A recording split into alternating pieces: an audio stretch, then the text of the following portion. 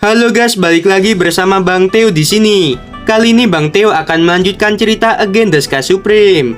Buat kalian yang penasaran, langsung saja ya simak video kali ini. Tanyun melihat ke belakang secara perlahan dan melirik Long Xiaolin. Tanyun memandang Long Xiaolin. Suaranya yang acuh tak acuh mengandung niat membunuh yang dingin. Orang tua, jangan katakan apapun padaku. Sebaliknya, aku punya sesuatu untuk dikatakan. Aku ingin memberitahumu. Dengarkan baik-baik. Aku ingin mengubah kota terbengkalai menjadi reruntuhan. Aku ingin lebih dari 3 miliar orang dan lebih dari 100 juta prajurit mati. Juga untukmu, cepat atau lambat, aku akan menghancurkan dirimu. Begitu dia selesai berbicara, Tanyun melihat kembali ke arah Xuan Yuanru dan berkata dengan lembut, "Mengapa kamu ada di sini?" Suara lembut Xuan Yuanru seperti nyamuk. "Aku mengkhawatirkan dirimu, jadi aku datang ke sini." Begitu suara itu jatuh, wajah Xuan Yuanru yang menakjubkan menunjukkan sedikit rasa malu dan dia kembali normal. Dia menunduk dan berkata, "Tanyun, aku punya sesuatu untuk ditanyakan padamu. Katakan saja," ucap Tanyun dalam transmisi suara. "Tanyun, sebuah gambar muncul di pikiranku. Gambar itu sangat kabur. Aku melihat seorang pria menusuk jantungku dengan pedang." Xuan Yuanru berkata dengan suara lembut, "Tapi pedang di gambar itu persis sama dengan yang ada di tanganmu sebelumnya.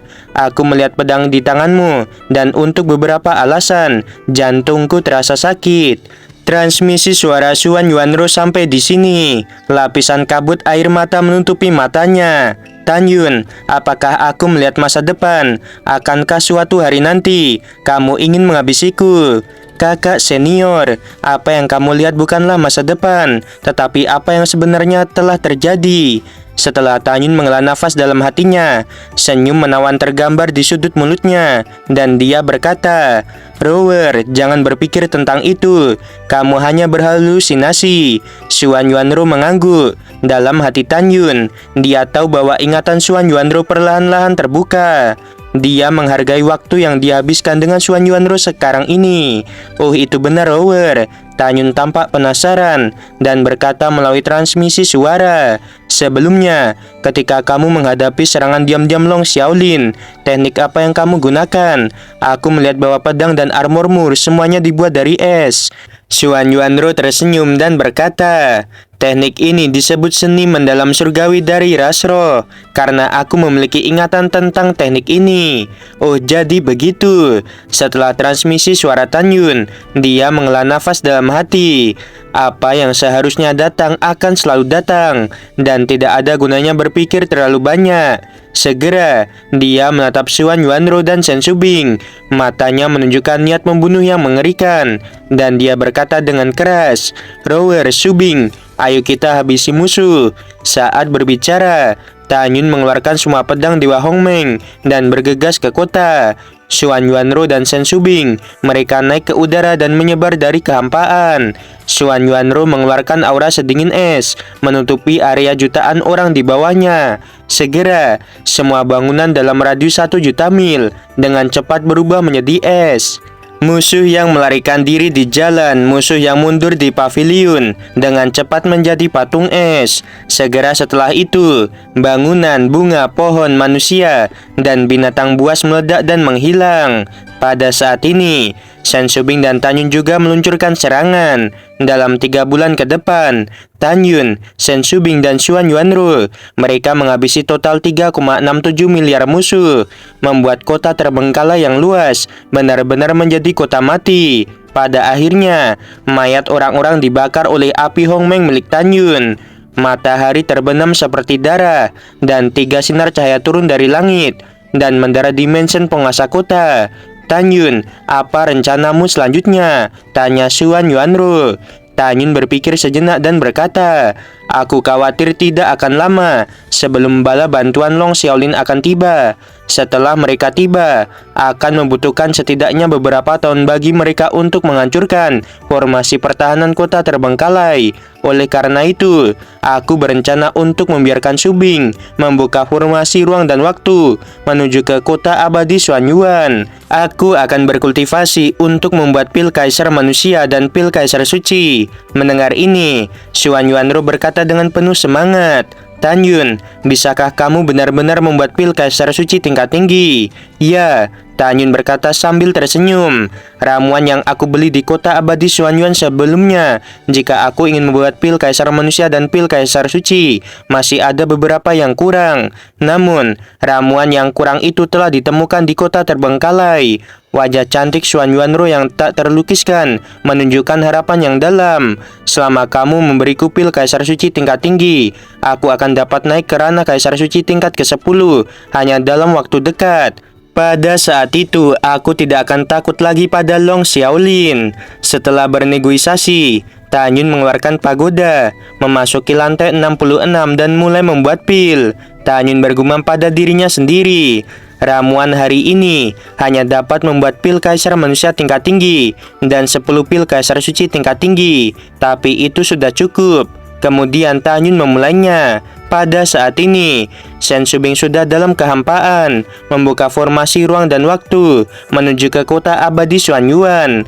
Ketika malam tiba dan bulan yang cerah ada di langit, Xuanyuanro berdiri di bawah sinar bulan dan adegan Tan Yun menyelamatkannya terus melekat di benaknya.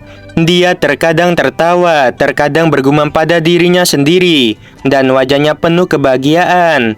Di tengah malam, Xuanyuanro seperti gadis biasa, duduk di tangga batu biru dengan tangan di dagunya, seolah-olah dua suara bertarung di dalam hatinya. Xuanyuanro, kamu dulu wanita paling cantik di benua Changling. Bagaimana kamu bisa mengaku cinta padanya dulu? Kamu harus menunggu sampai Tan Yun mengaku padamu. Tidak, aku Xuanyuanro, berani mencintai dan membenci. Karena aku menyukainya, mengapa aku harus menyembunyikan perasaanku padanya? Xuanyuanro, ini pertama kalinya kamu jatuh cinta dengan seorang pria. Xuanyuanro menggelengkan kepalanya dan menyingkirkan pikirannya yang kacau. Dia segera berdiri dan berkata pada dirinya sendiri, ya, aku Xuanyuanro adalah orang yang berani mencintai. Mengapa aku harus menaruh perasaan padanya? Sebulan kemudian, Tan Yun menghabiskan 300 tahun di dalam pagoda. Ada hujan salju lebat di langit.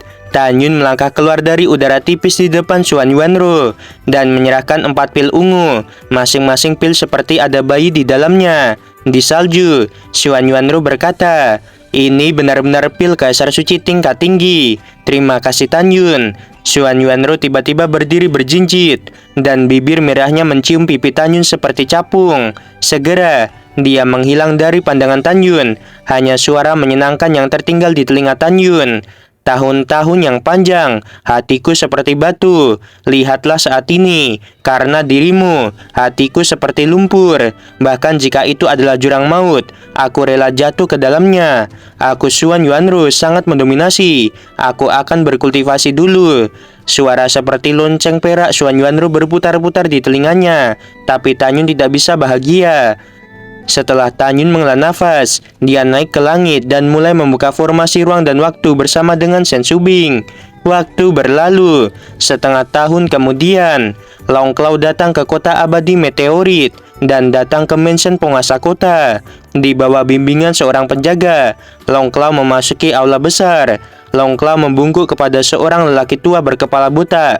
Lalu dia berkata, putramu memberi hormat pada ayah angkat. Pria tua buta itu adalah wakil penguasa kota meteorit.